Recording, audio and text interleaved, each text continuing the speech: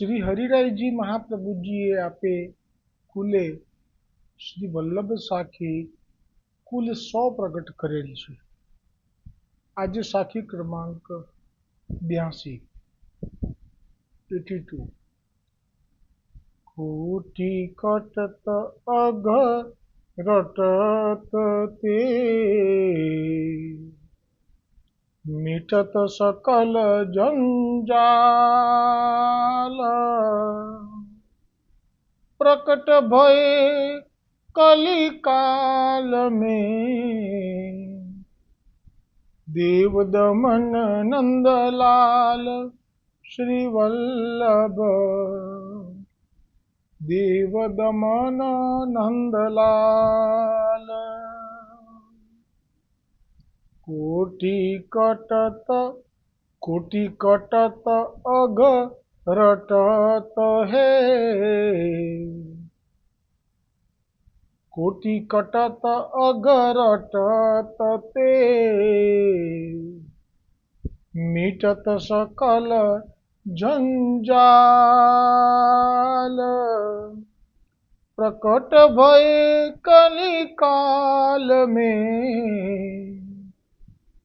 देव दमन नंदलाल श्री वल्लभ देव दमन नंदलाल. શ્રી હરિરાયજી મહાપ્રભુજીનું ધ્યાન ચિત્ત અત્યારે શ્રી ગોવર્ધનનાથજી આપ જ્યારે પ્રગટ થયા ગોવર્ધન પર્વત ઉપર તે લીલામાં પહોંચી ગયું છે અને આપનું જે રટણ કરે છે ગોવર્ધનનાથજીનું, તો એનો મહિમા અહીંયા પ્રગટ કર્યો છે. પ્રથમ ટૂંકમાં કોટી કટત અઘ રટત તે. કોટી એટલે કરોડો કરોડો, કટત એટલે કપાઈ જાય છે, અઘ એટલે પાપ, રટત તે એટલે રટણ કરવાથી, શ્રી ગોવર્ધનનાથજીનું રટણ કરવાથી કોટી એટલે કરોડો કરોડો પાપ પણ કપાઈ જાય છે. મિટત સકલ જંજાલ, તેની જે કોઈ પણ આ સંસારની જંજાળ છે એ પણ ચાલી જાય છે, મટી જાય છે. હવે આપનું પ્રાગટ્ય જે થયું ને એ કાલનું દર્શન કરાવે છે હરિરાયજી. અને જે શ્રીનાથજી ચરિત્રમાં પ્રાગટ્ય થયું, જે વર્ણન કર્યું, તે નામ પણ અહીંયા પ્રગટ કર્યું છે. અને આ જ નામ ગર્ગ સંહિતામાં 4800 વર્ષ પહેલા ગર્ગાચાર્યજી મુનિએ જે રચના કરી ગર્ગ સંહિતાની, એમાં પણ કહ્યું હતું કે દેવ દમન એ નામથી પૂર્ણ પુરુષોત્તમ શ્રી કૃષ્ણચંદ્રનું ગોવર્ધન પર્વતની કંદરામાંથી જે શૃંગાર મંડલ તીર્થ કહેવાય છે, આવું ચોક્કસ સ્થાન પણ પહેલેથી વર્ણન કરેલું છે. જેવી રીતે કલિકાલમાં વિષ્ણુ યશ બ્રાહ્મણને ત્યાં સંભલ ગામમાં કલ્કી પુરુષ પ્રગટ થશે, જે ભગવાનનો અવતાર હશે, જે કલિયુગના દુષ્ટ લોકોનું દમન કરશે. તો એ જે સ્થળ અને નામ જે સ્પષ્ટ ઉલ્લેખ છે, એવો જ શ્રીનાથજીના કલિયુગમાં પ્રગટ્ય થવાનું છે તેનો ઉલ્લેખ ગર્ગ સંહિતામાં છે. અને એમાં છેલ્લે જે ખંડ છે, જ્ઞાનખંડ, કે ભૂલી ગયો છું, લખેલું છે મારી પાસે, એમાં ત્યાં સુધી કહ્યું કે ગોસ્વામી બાળકો સેવા કરશે. બધું પહેલેથી જ નિશ્ચિત થયેલું છે કે કલિકાલમાં જ પ્રગટ થશે. અને એ જ વાત હરિરાયજી અહીંયા કહે છે. પ્રકટ ભય કલિકાલ में દેવ દમન નંદલાલ. દેવદમન એ જે નામ છે આપે જ કહેલું. આપ પ્રગટ થયા હતા પહેલી વખત પાટે બેઠા, અને ઝારખંડથી વલ્લભ પધાર્યા અને પાટે બેઠા એ વખતે નહીં, પણ જે આપના ભુજાના દર્શન થયા અને પછી જે પ્રગટ થયા ત્યારે પૂછેલું કે આપ કોણ છો, તો તો આપે આપનું ઓળખાણ આવી રીતે આપેલી કે અમે દેવદમન છીએ, પણ મૂળમાં કોણ છે? નંદલાલ. એટલે રસો વૈસહ પુષ્ટિ માર્ગીય પૂર્ણ પુરુષોત્તમ જે સ્વરૂપ છે શ્રી કૃષ્ણચંદ્રનું, ગોલોકનું, એ આ સ્વરૂપ છે. એટલે હરિજીએ કહ્યું કે કોટી કટત અઘ રટત તે મિટત સકલ જંજાલ પ્રકટ ભયે કલિકાલ में દેવ દમન નંદલાલ. તો આ સાખીનો અનુવાદ દેવ દમન એટલે કે શ્રીનાથજી, કલિકાલ એટલે કે કલિયુગમાં પ્રગટ થયા છે. તેમનું નામ તથા સ્વરૂપનું રટણ કરવા માત્રથી કરોડો પાપ કપાઈ જાય છે, એટલે કે પાપોનો નાશ થઈ જાય છે અને સકલ જંજાલ મટી જાય છે, એટલે કે સમાપ્ત થઈ જાય છે. તો આ જે સાખીમાં આપનો ભાવ છે એ બધાને લાગુ પડે છે કે અમુકને, એવો કોઈને સંદેહ થાય તો આ જે કોઈ જીવ કેવા ભાવથી જાય છે અને કેવા ભાવથી એમનું રટણ કરે છે એની પર નિર્ભર છે. જો કોઈ સકામ ભાવથી રટણ કરે તો એની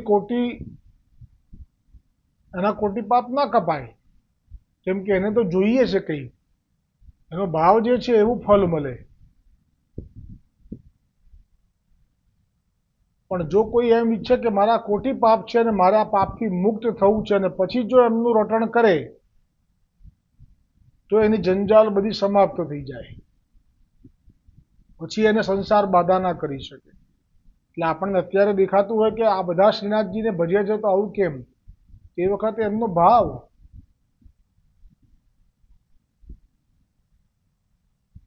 પ્રધાન છે. જેમ પેલી ક્ષત્રાણીનું દ્રવ્ય બહુ હતું અને પેલા વિરક્તને એક ક્ષત્રાણી સાથે લીલાનો સંબંધ નિત્ય લીલામાં, એટલે એને ખેંચાણ હતું, એટલે એની સાથે વાતો કરે, બેસે ઉઠે. પણ મનમાં પેલીએ કહી રાખેલું કે કઈ બી દ્રવ્યની જરૂર પડે તો કહેજે. તો કયા ભાવથી રટણ કરે છે અને કયું ફળ મળે છે એની વાત કરું છું. તો પેલો વિરક્ત છે એનું તો સકલ જંજાલ મટે અને બસ આનંદમાં રહું, ગોવર્ધનનાથજીનું સ્મરણ કર્યા કરવું, આ ભાવ છે. એ પણ ગુસાઈજીનો સેવક થયો. પેલી ક્ષત્રાણી છે એ પણ દૈવી જીવ છે, એ પણ ગુસાઈજીની સેવિકા થઈ, પણ એનો ભાવ જંજાલ મટે એવો નથી. એનો ભાવ તો એવો છે કે મારા ભાગ્યમાં તો એટલું બધું દ્રવ્ય છે કે હું સમયે સમયે હું પણ ભોગ ભોગવીશ, એટલે સમર્પણનો ભાવ નથી. તો બંનેનું અલગ અલગ ફળ બંનેને મળે છે.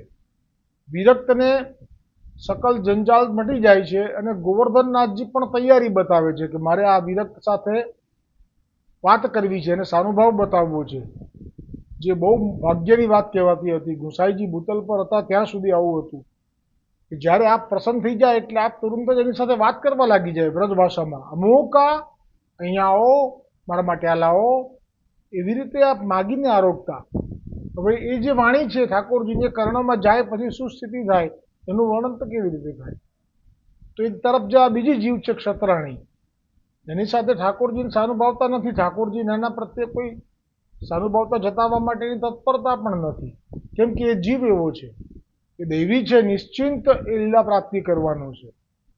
પણ એનો ભાવ છે એ કેવો છે તો કે બસ હું સેવકી થઈ ગઈ એટલે લીલા પ્રાપ્તિ તો થવાની જ છે ને, તો બાકીનું જીવન તો મારી રીતે જીવીશ.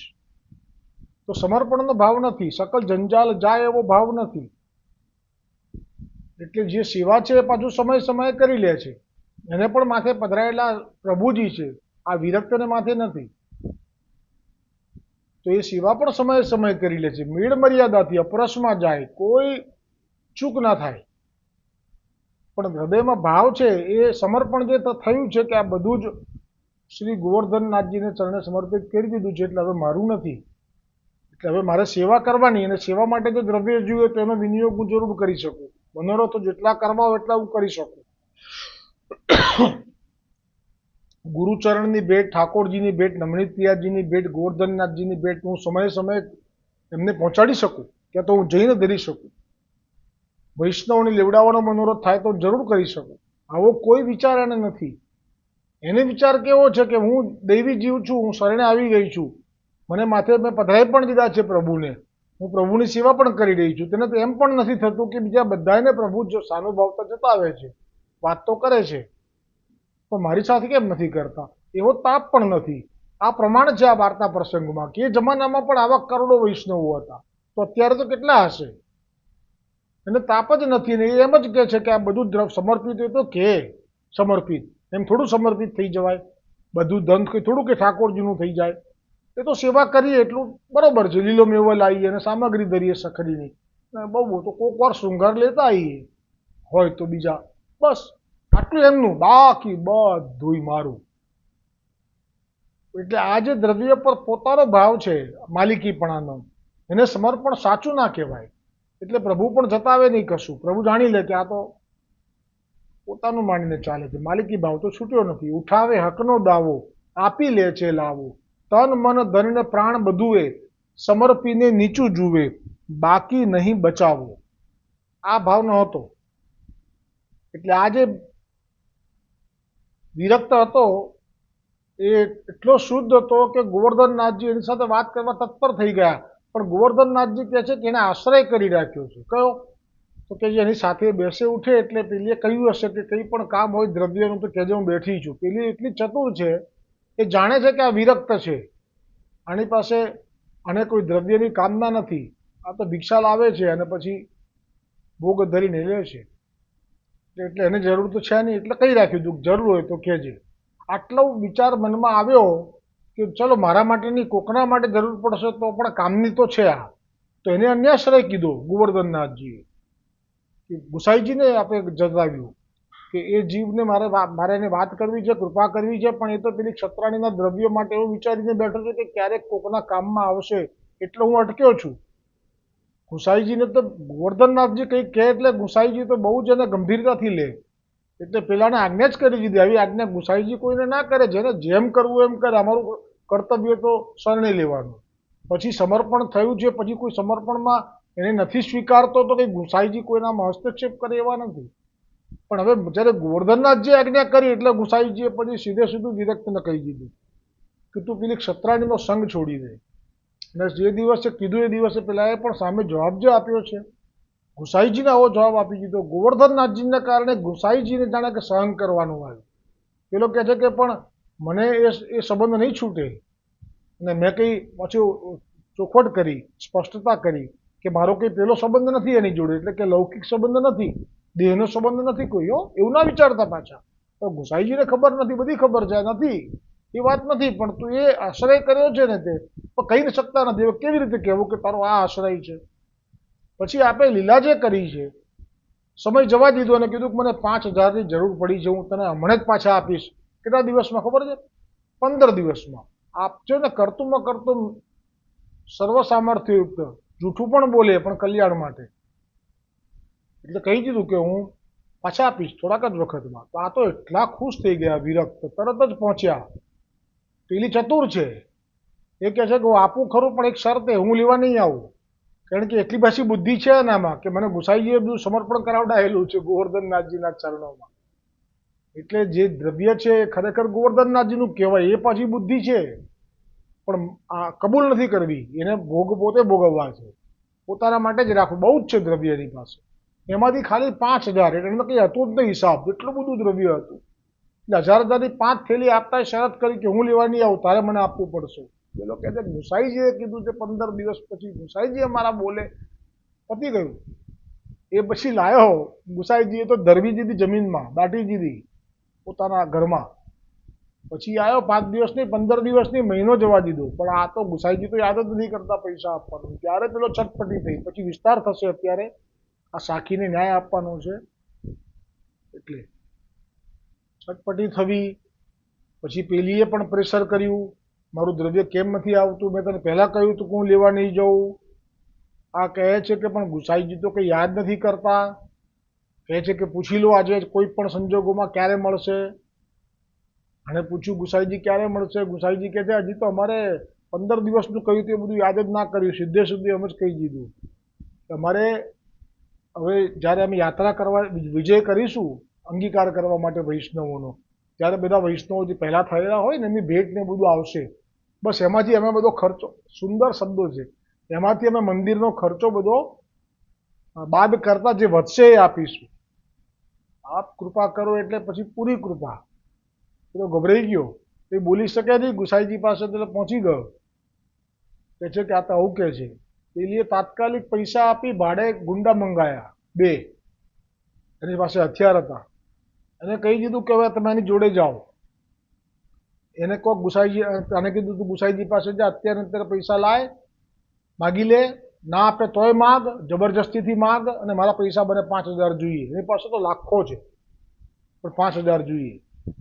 અને પેલા 2 ગુંડાઓને પાછળ ઊભા કરી દીધા, આનાથી દૂર ઊભા રહેજો 10 ફૂટ, અને જો એ ના આપે ગુસાઈજીને, જો એ ના લાવે, અને બંદીખાનામાં લઈ જજો, હાકીમને પૈસા ખવડાવીશું, બરાબર માર ખવડાવજો. એની સામે જ કીધું આવું. અને તો પરસેવો છૂટી ગયો. ગુસાઈજીએ કહેલું એકવાર કે આનો આશ્રય છોડી દે, યાદ આવ્યું બધું. હવે શું થાય? હવે જ્યારે પહોંચ્યો ગુસાઈજી પાસે, તો ગુસાઈજી તો બધું જાણે છે કે કોણ પાછળ આવ્યા છે, કારણ કે આપ કોનું નથી જાણતા. હમણાં હીરાની ધરતી જાણવાવાળાનું ના કહી દીધું કે ત્યાં 11 જણાને ગળા જન્મમાં મારેલા, એ તને એક શાંતો મારવા આવ્યા તો ફાયદો છે. ગુસાઈજીને બધી ખબર છે કે આ 2 આવી ગયા પાછળ. તો ગુસાઈજી કે કેમ અત્યારે આવવું થયું? તો શું કરું, હું તો ફસાઈ ગયો છું. પેલા 5000 છે ને આપ કહો છો ને પછી આપીશ, પણ જુઓ આ જેણે આપ્યા હતા ને એને તો મારી પાછળ ગુંડા, આ કોણ છે 2 જણા પાછળ? આ ગુંડા મોકલ્યા છે, હવે મને બંદીખાનામાં પૂરશે ને બહુ મારશે. સાઈજી કહે છે કે તે તો કીધું હતું કે મને તો એણે કીધું છે કે કંઈ પણ અડધી રાત્રે જરૂર હોય તો હું બેઠી છું, તો હવે મારવા પણ, અરે મને ખબર નહીં કે આવું કરશે આ. હું સાચું કહું છું કૃપાનાથ, હવે જો આનો છેડો છૂટી જાય, આનો કેડો છૂટી જાય, એવું કંઈક થાય અને 5000 એને મળી જાય તો એનું મોઢું નહીં જોવું. ગુસાઈજીએ આજ્ઞા કરી, કાઢો પેલા 5000. મારે તારા પૈસાનું, મારે એના પૈસાની શું જરૂર છે? આ શબ્દ પણ સરસ વાપરાય છે કે એના પૈસાથી મારા ઠાકોરજીની સેવા મારે કંઈ જરૂર નથી. એટલે જેનો અર્થ પણ એવો થયો કે ત્યાં પૈસા પણ એના જ પહોંચે કે જેના હૃદયમાં ભાવ છે. બધાના પૈસા અંગીકાર નથી કરતા. અબજોપતિઓ, કરોડોપતિઓ શ્રીનાથજીના દર્શન કરી નીકળી જાય છે, લાખો રૂપિયા ભોગ ભોગવે છે, લગ્નમાં કરોડો ખર્ચી નાખે છે, પણ ત્યાં એને ભંડારમાં દેવાનું યાદ નથી આવતું, વિચાર નથી આવતો એને. ના આવવા દે મારા ગોવર્ધનનાથજી, જેનું તેનું નથી લેતા. આપી દીધા 5000 પાછા, અને પછી એનો જે હતો એ ભ્રમ દૂર થઈ ગયો. એટલે જે કોટી મીટર તક સકલ જંજાલ, એ ભાવ વિરક્તનો છે, તો એને ફળ મળ્યું. પછી તો ખૂબ કૃપાથી ઠાકોરજી એને સાનુભાવ બતાવવાનો શરૂ કરી દીધો. અને પેલીને જંજાલ મટે એવો ભાવ નહોતો, એને તો ભોગો ભોગવવા હતા, તો ભોગવતી ગઈ. તો બંનેનું જવું જુદું જુદું છે. આ જાય એની સાથે તો કેવી કૃપા હોય, આ જાય તો તકલીફ તો આવે ને. 3 જન્મનો અંતરાય જે કીધું છે એ પણ કદાચ આવે, કારણ કે એને સમર્પણ કર્યું છે પણ માલિકી ભાવ રાખ્યો છે, એ સમર્પણ તો ગણાય નહીં. હવે આગળ કહ્યું ને જે પ્રગટ ભય કલિકાલ મેં, તો આ જે કાળ છે કલિકાલ, દુનિયા માટે, બીજા જીવો માટે એમ હશે કે અમે કેમ કલિકાલમાં જન્મ્યા, પણ આપણા માટે તો કલિકાલ કેવો ઉત્તમ ગણાય. સાક્ષાત પૂર્ણ પુરુષોત્તમ શ્રી કૃષ્ણચંદ્ર ગોવર્ધનનાથ દેવદમન રૂપે પ્રગટ થયા. કેટલી મોટી કૃપા છે આ, અને આપણને અંગીકાર કર્યા. એટલે આપણે બીજા બધા કાળને શું કરવા છે? સતયુગ, દ્વાપર, ત્રેતાને આપણે શું કરવો છે? સતયુગ, ત્રેતા, દ્વાપરને આપણને જે મળ્યું છે એ શું બોલી શકીએ, વર્ણન કરી શકીએ? મહાપ્રભુજીનું પ્રગટ થવું એ પણ કેટલું દુર્લભ હોય છે. આપનું ને મહાપ્રભુજીનું બેયનું પ્રગટ થવું, સારસ્વતમાં થયા હતા આપ બંને, આજે થયા આટલા કલ્પ પછી. તે મેં આજે લખ્યું છે, આ પોસ્ટ મૂકી છે મેં, એ શ્રીનાથજી ચરિત્રનો એક પ્રસંગ મૂક્યો છે.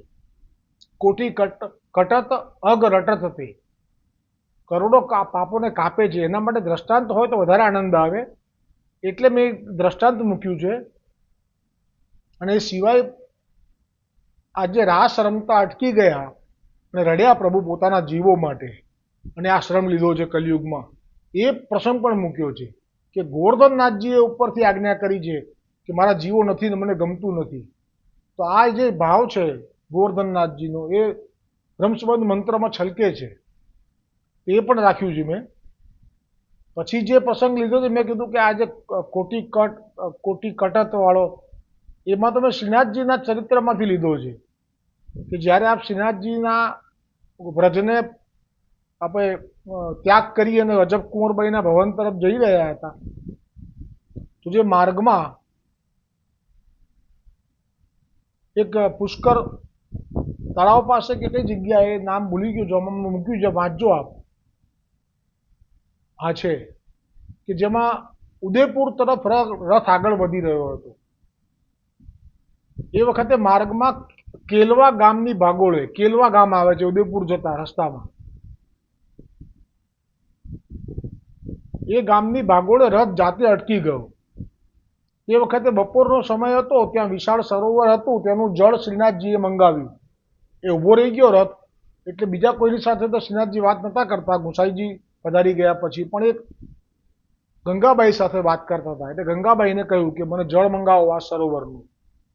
એટલે સરોવરનું જળ મંગાવ્યું અને ઉત્થાપનથી શયન સુધીનો ત્યાં ક્રમ ચાલ્યો. એ જ જગ્યાએ સરોવર કિનારે બધું આ રથમાં જ થાય, બહાર નથી પધરાયા ક્યારેય. અને શયન સુધી ક્રમ ચાલ્યો. ત્યાં વન વગડામાં રાત વાસો ડેરા તંબુ તણાયા. પ્રભુ ઈચ્છે એટલે પછી તો કોઈ વિચાર જ નહીં કરવાનો, કશું ના થાય, જંગલ હોય તોય. અર્ધરાત્રિ થઈને તે નિર્જન સુનસાન વનમાં સરોવરમાંથી હજારોની સંખ્યામાં એક સાથે ગોવર્ધનનાથજીની જય હો એવા જયકારાના અવાજનો નાદ સંભળાવા લાગ્યો. અને બધા જ ભર નિંદ્રામાંથી જાગી ગયા. કેવલા ગામ પાસે સરોવરના કિનારે કંઈ દેખાયું નહીં, પણ એ જે અવાજ આવી રહ્યો હતો એ દિશામાં ગયા આગળ, તોય ના દેખાયું. છેવટે પોકાર કરીને પૂછ્યું કે તમે કોણ છો ને કેમ ગોવર્ધનનાથજીનો જયકાર કરી રહ્યા છો? ત્યારે આકાશમાંથી વાણી સંભળાઈ કે અમે તળાવમાં અમારા કોટી કોટી પાપોનું ફળ ભોગવવા માટે પ્રેત યોનિની પીડા આ સરોવરમાં ભોગવી રહ્યા હતા. અમે 1 લાખ ઉપર પ્રેત પિશાચો અહીંયા રહીએ છીએ. અમે અમારા પાપ કર્મ ભોગવી રહ્યા હતા, એની પીડા અમને એટલી હતી. પણ જુઓ, ગોવર્ધનનાથજીએ અહીંયા પધારી અમારું જળ અંગીકાર કર્યું.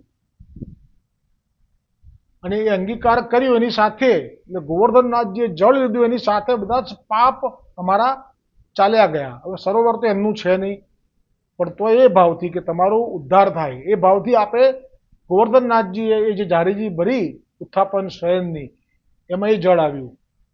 અને કે છે અમારી બધાની મુક્તિ થઈ ગઈ. જેમ રાષ્ટ્રપતિ ઈચ્છા કરે કે ભલે પાપ કર્યા પણ અમે કહીએ છોડી દો, એવી રીતે આ તો કોણ રાષ્ટ્રપતિ? આ વૈકુંઠના વિષ્ણુ છે ને, એવા કરોડો બ્રહ્માંડોના વિષ્ણુના ઉપર એ પધાર્યા છે.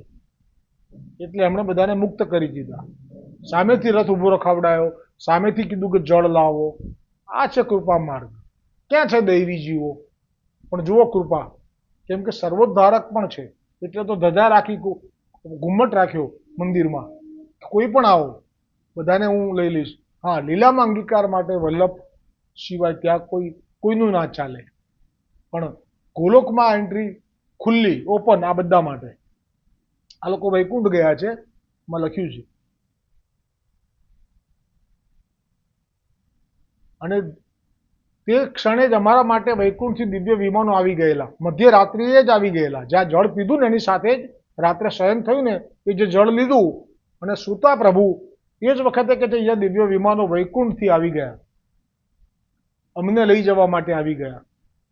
કોઈને એમ થાય કે આ વૈકુંઠનું વિમાન આવે તો શું થાય? તો એનો અનુભવ પણ અહીંયા જે તુકારામ મહારાજને લેવા આવ્યું હતું વૈકુંઠથી વિમાન, એ જે વૃક્ષ હતું, એ વૃક્ષના પાંદડા જે છે, એ વિમાનનો વાયુનો જે વેગ છે એટલો બધો હતો, આખું વૃક્ષ ધ્રુજે, એના પાંદડા ખડખડ અવાજ આવે જોરદાર. એ વિમાનનો એવો પાવર હોય છે. આ એક પ્રમાણ છે. બીજું તો પ્રમાણ ધ્રુવજીને લેવા આવે છે, ત્રીજું એક પ્રમાણ અજામિલને લેવા આવે છે વિમાન, પછી ગોકર્ણજી સામે ધુંધુકારીને લેવા આવે છે અને ગોકર્ણજીને બી લેવા આવે છે. પણ એનું વાઇબ્રેશન કેવું હોય એ તુકારામ મહારાજને લેવા આવ્યા એમાં વર્ણન કરેલું છે વિસ્તારથી.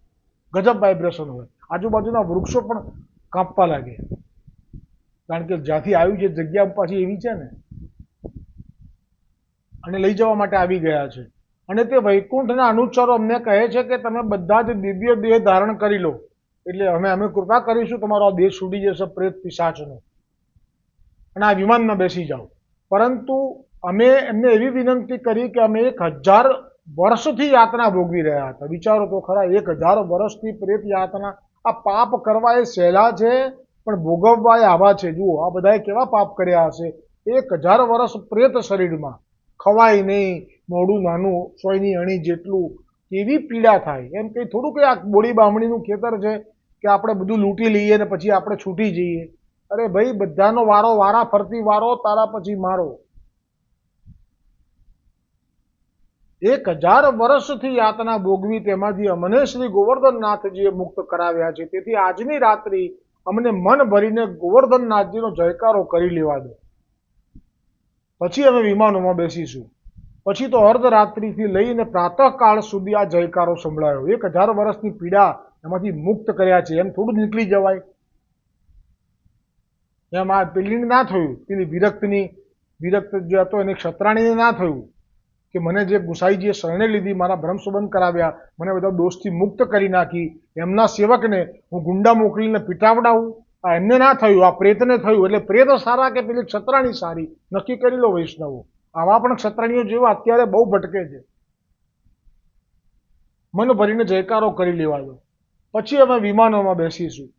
પછી તો અર્ધરાત્રિ થઈ અને પ્રાતઃકાળ સુધી જયકારો સંભળાયો. પછી બધું જ શાંત થઈ ગયું. એટલે કે અલૌકિક દેહ ધારણ કરી વિમાનમાં બેસી ચાલ્યા ગયા. અને છેલ્લે શ્રીનાથજી સિંહાડમાં આજનું જે નાથ દ્વારા છે ત્યાં અજબ કુંવરબાઈના ઘરમાં વસ્યા. એ પ્રસંગ, વાર્તા પ્રસંગ 98માં વાંચવો. અજબ કુંવરબાઈ આજે આધિદૈવિક દેહ ધારણ કરી સેવા એ કરી રહ્યા છે. હરિડાઈજીએ કહ્યું છે આ વાર્તા પ્રસંગમાં છેલ્લે. તો આજની આ સાખી અહીંયા વિરામ પામે છે. સુંદર સાખી છે આજની. શું કહ્યું પ્રભુએ? હરિરાયજી મહાપ્રભુએ, કોટી કટત અગત રટત તે મિટત સકલ જંજાલ, પ્રકટ ભય કલી કાલ में देव दमन नंदलाल. हरिराय जी महाप्रभु की जय हो, वल्लभ साखी की जय हो.